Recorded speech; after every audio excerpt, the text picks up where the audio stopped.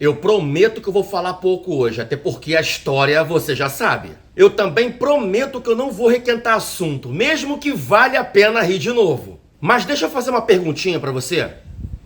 E o Botafogo, hein?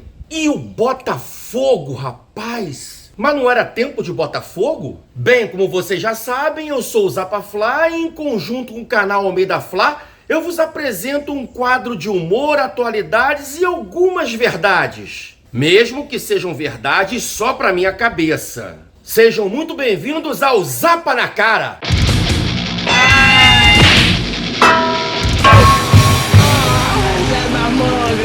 Rapaz, e o Botafogo, né? O Botafogo é aquele estranho caso de um clube antigo, com bastante tradição, cheio de superstições, até onde eu saiba o maior formador de craques para a seleção brasileira de todos os tempos, que realmente viveu muitos anos de glória e que, por sinal, é um outro bairro aqui do Rio de Janeiro, mas que nunca deu certo. Exatamente, o Botafogo nunca deu certo como um time de futebol. Eu sei que para você, botafoguense, deve ser duro ouvir isso. Deve ser duro também saber que o Botafogo sempre foi o time do quase, ou então o time do esse ano vai, mas nunca foi. Seja lá por uma maldição antiga ou então por administrações terríveis, esse clube fundado em 1904 só veio a ganhar o seu primeiro grande título de expressão nacional graças a uma boa ajuda do juiz em 1995.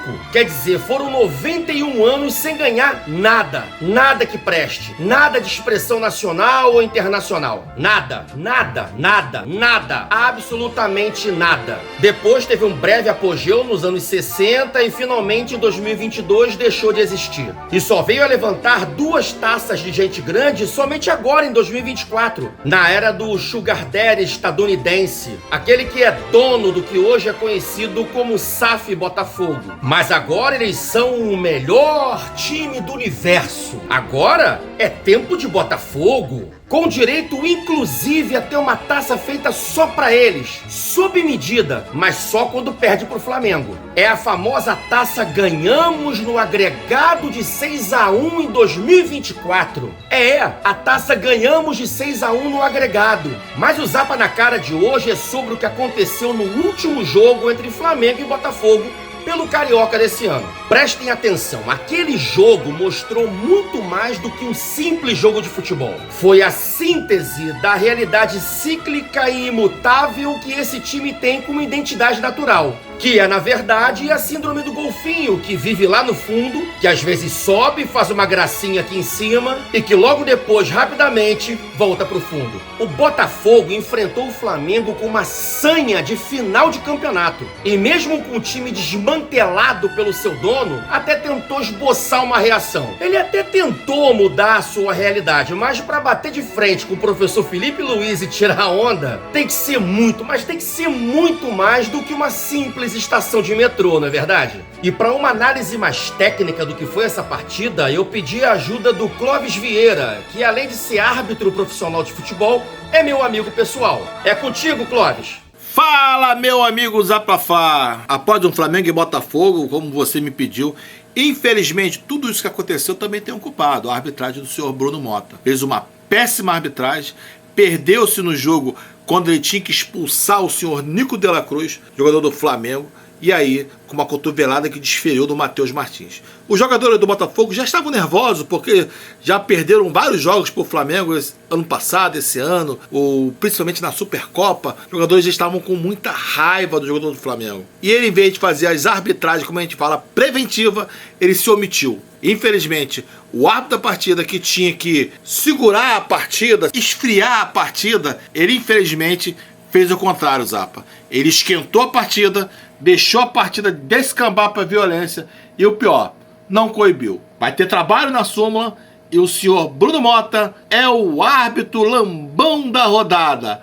Tem que apitar melhor, Bruno Mota. Tem que apitar melhor, Bruno Mota. E não adianta, deu a lógica. Mesmo que por um placar enxuto, o Flamengo amassou o bairro. Até que no final do jogo se sucedeu a briga. Eu vou resumir pra vocês. O zagueiro Barbosa foi latir merda pro Bruno Henrique. O Gerson, que é cria brabo, brotou do nada e deu um chega pra lá nele e em mais 2. Era o Gerson sozinho contra 3 deles na covardia. Daí a flamengada desceu em peso e o pau cantou generalizado. O argentino tentou dar um boxe no Gerson, mas aí veio ele, Cleiton. Deu um cruzadão de esquerda bem no meio do falador de merda do argentino. E o argentino perdeu um dente e 50 ml de sangue. Resumindo, o Botafogo perdeu o jogo, perdeu a briga e deixou essa vergonha para menos de 2.000 testemunhas que tiveram a coragem de comparecer no Maracanã e engolirem a seco. Esse é o Botafogo que eu conheço. A grande verdade é que o Botafogo voltou à sua programação normal. O Botafogo de futebol e regatas morreu e agora é SAF Botafogo. Tem um cafetão que agora faz com eles tudo o que ele quiser. E eu ainda vejo botafoguense nas redes sociais com coragem de tentar nivelar soberba com o flamenguista. Quem é o Botafogo para tentar nivelar soberba com o Flamengo? É soberbo quem pode, meu camarada. O Pachuca enfiou a madeira em vocês no Mundial e a culpa foi do cansaço e do avião. O Flamengo enfiou a madeira em vocês na Supercopa e a culpa foi da chuva programada. Mas é tempo de Botafogo, não é verdade? O dono de vocês pegou toda a premiação que ganhou na Libertadores e mandou pra França pra salvar o outro time falido dele. Também pegou aquele R$1 milhão que vocês ganharam de participação na Supercopa e adivinha pra onde mandou essa grana? Pra França, é claro. E agora vem a pior de todas as verdades. Vocês têm a noção de que vocês trabalharam esse tempo todo de graça para um estadunidense bilionário sustentar e salvar um outro time que também é de propriedade dele e que tá na segunda divisão do futebol francês? Vocês têm ideia disso? É claro que não, afinal de contas, é tempo de Botafogo. Tempo do quê, eu não sei. Ou seria melhor dizer, é tempo do Lyon do Engenho de Dentro? Parabéns, Botafogo! Vocês se transformaram na primeira sucursal de um time francês no Brasil. Bom, espero que eu tenha ajudado vocês com algumas verdades difíceis de serem engolidas. E quando um botafoguense tiver a ousadia de tentar zoar você, já sabe, né? Toma esse zapa na cara!